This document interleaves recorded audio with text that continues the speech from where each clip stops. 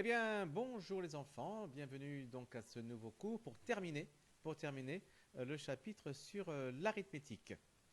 Alors, j'espère que tout le monde va bien, que tout le monde est à niveau également en mathématiques, pas de retard, pas d'incompréhension. Vous aviez ces trois fractions à simplifier. On va donc les corriger et ça terminera donc notre chapitre sur l'arithmétique. Alors, comment est-ce qu'on fait pour simplifier ces fractions avec donc cette nouvelle technique de la décomposition en facteurs premiers? Eh bien, tout d'abord, il va falloir donc décomposer le 78 ici et le 255 là. Alors, le 78, on le décompose. Alors, la liste. Alors, on n'a pas réaffiché la liste. Hein. Il faut vraiment la connaître. On commence par quoi? Par 2. 78 est-il divisé par 2? La réponse est évidemment oui. 78 divisé par 2, ça fait 39, j'imagine. D'accord? 39 est-il divisé par 2? La réponse est non. On passe donc à 3. 39 est-il divisible par 3? Puisque 3 plus 9, ça fait 12. Donc 39 est bien dans la table de 3. Donc oui. 39 divisé par 3, ça fait 13. Et comme 13, on le sait, il est dans la liste. On n'a qu'à rajouter 13 ici et marquer 1. Donc 78, c'est 2 fois 3 fois 13. Et 255 maintenant. Il faut le décomposer aussi. Alors, 255, est-il divisé par 2? Non, évidemment. Est-il divisé par 3? 5 et 5, 10, et de 12. Donc oui, 255 est bien divisible par 3.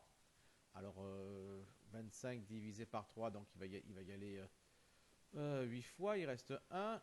Donc 15 va y aller, divisé par 3, il va y aller 5 fois. 85.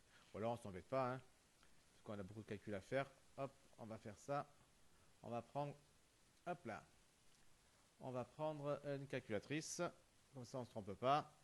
Enfin, je pense que je ne suis pas trompé. Enfin, j'espère. C'est bon. Ouf. Après, 85 est-il à nouveau divisible par 3? La réponse est évidemment, puisque 8 plus 5, ça fait 13. Donc 85 n'est pas divisible par 3. Est-il divisé par 5? C'est ce qui suit après 5. 85 est-il divisé par 5? Oui. Donc, on doit faire donc la division 85 divisé par 5. On va trouver 17, je crois. 17, c'est ça. 17 étant dans la liste, forcément, on sait que c'est terminé. Ça veut donc dire que 78 sur 255, à quoi c'est égal? Eh bien, c'est égal à 2 fois 3 fois 13 sur 3 fois 5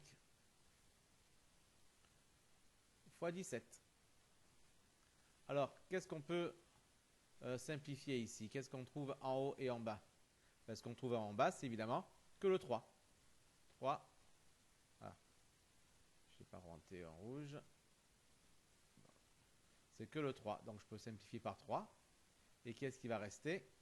Il va rester seulement 2 fois 13, c'est-à-dire 26. Et en bas, 5 fois 17, c'est-à-dire 85. C'est-à-dire 85.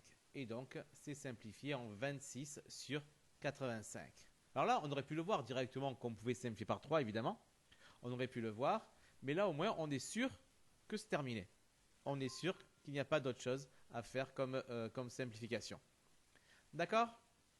Ensuite, allez, 391 et 690. C'était les autres nombres à décomposer. Alors, 391. Est-il dans la table de 2? La réponse est évidemment non. C'est pas le bon, c'est ça. Est-il dans la table de 2? La réponse est évidemment non. Est-il dans la table de 3? Là, la somme fait 13. La réponse est non. Est-il dans la table de 5? La réponse est non. Est-il dans la table de 7? Là, on va essayer. 391 divisé par 7. Non. Est-il dans la table de 11? Non. Est-il dans la table de 13? Non plus. Est-il dans la table de... après, c'est quoi? C'est 17. 17. Ah oui, 17. Donc ça faisait 23. Et comme 23 est dans la liste, On a terminé. Et 390, est-il dans la table de 2? Oui. Ça fait donc 345. Est-il dans la table de 2 encore? Non. Est-il dans la table de 3? 5 plus 4, ça fait 9. Plus 3, ça fait 12. Donc oui, c'est dans la table de 3. Ça fait donc 115. 115, est-il dans la table de 3? 5, 6, 7, ça ne marche pas. Donc on passe au suivant. Est-il dans la table de 5? Oui. Donc 115 divisé par 5, ça va faire du style 23, je crois. Ça va faire 23. Et 23, il est dans la liste. Donc ici, on trouve. On trouve donc que 391 sur 690, eh bien, c'est égal à 17 fois 23 sur 2 fois 3 fois 5 fois 23. Et par quoi on peut simplifier ici? Uniquement par 23. Donc, qu'est-ce qui va rester? Il va rester seulement 17 sur 2 fois 3 fois 5. 2 fois 5, 10 fois 3, 30. Donc, 17 sur 30. Alors, je reviens un instant sur ce calcul-là. Quand on a quand même des manières pour aller plus vite. Vous avez vu, j'ai décomposé le premier. 17 fois 23. Quand je décompose le deuxième, finalement, faire apparaître un 2 ici, est-ce que ça m'intéresse vraiment? Pas tellement, parce que même si j'ai un 2 ici, vu qu'il n'y en avait pas au numérateur, est-ce que je vais pouvoir le barrer, ce 2? Non. Finalement, à partir du moment où j'ai décomposé le premier, le numérateur, en 17 plus 23, tout ce qui m'intéresse pour le dénominateur, c'est est-ce qu'il a un 17 et un 23? Parce que autre chose, ça ne me permettra pas de simplifier. Donc, dans ce cas-là, je peux très bien, pour le 690, me dire, je ne vais pas faire une vraie décomposition en facteur premier, parce que là, mon but, c'est seulement de simplifier. Je vais seulement essayer de décomposer avec le 17 et le 23 que j'ai déjà. Du coup, là, je me pose la question, 690 est-il divisible par 17? La réponse est non. 690 est-il divisible par 23? La réponse est oui. 23, et je trouve 30. Et comme, ça y est, j'ai déjà trouvé mon 17 et mon 23, je remarque 30, même si 30 n'est évidemment pas un nombre premier, mais on s'en fiche. Ça veut donc dire que 690, c'est ça, c'est égal à quoi? C'est égal à 23 fois 30. Et comme en haut, j'ai 17 fois 23, je vais pouvoir simplifier encore par 23 et donc trouver plus rapidement 17 sur 30. D'accord? Donc, il ne faut pas hésiter à faire ça. Rappelez-vous, quand le but est de simplifier, on n'a pas toujours besoin de faire la décomposition complète en facteur premier, du moins pour le deuxième. Voilà, il en faut un des deux qui soit bien fait correctement. Le deuxième, on peut se contenter de prendre la liste des nombres qui a été trouvée dans le premier, au lieu de prendre la liste des nombres premiers. D'accord? Bien. On va essayer d'enlever tout ça pour passer à la dernière fraction qu'il fallait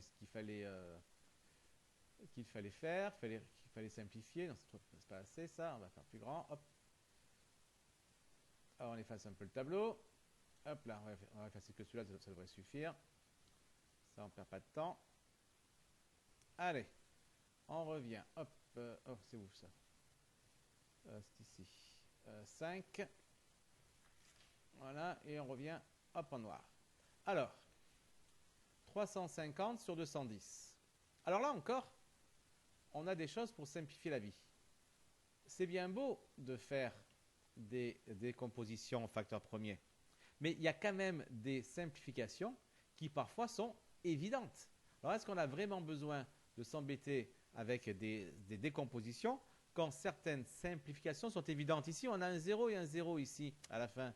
On peut évidemment simplifier par 10 et obtenir ainsi 35 sur 21. Et alors là, éventuellement, on peut décomposer. Allez, 35, on le décompose. Par 2, non. Par 3, non plus. Par 5, oui. C'est 5 fois 7. 7 dans la liste, donc c'est terminé. Et 21, par 2, non. Par 3, oui. On trouve ça par 3, oui, donc on trouve 7. 7 étant dans la liste.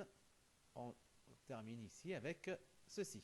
On obtient ainsi que 350 sur 210, mais qui était égal encore. 350 sur 210, qui est égal donc à 35 sur 21, comme on l'a dit tout à l'heure. Ben, c'est égal à 5 fois 7 sur 3 fois 7. Et donc, on peut, là encore, simplifier par 7. Et il ne reste plus que 5 sur 3. Donc, vous voyez, la technique de décomposition est quand même parfois un peu lourde pour faire certaines simplifications. Donc, il ne faut pas hésiter à simplifier déjà ce qui est assez évident. Vous avez vu, ici, simplifier par 23, on ne l'aurait pas vu. Mais pour le premier, je ne sais plus par combien on a simplifié, mais c'était faisable. Donc, du coup, donc on n'hésite pas. On fait d'abord les simplifications qui nous paraissent évidentes. Et après, si on n'est pas sûr si on peut encore simplifier ou pas, eh bien on décompose. On décompose, et donc à faire avec la technique ici, où on décompose le premier correctement et puis le deuxième en partie, seulement avec les nombres sortis de la première décomposition, pour aller plus vite. D'accord? Alors, un peu plus tard aussi, peut-être en fin d'année, si vous avez bien avancé sur Scratch, ben on fera un petit programme comme celui-ci.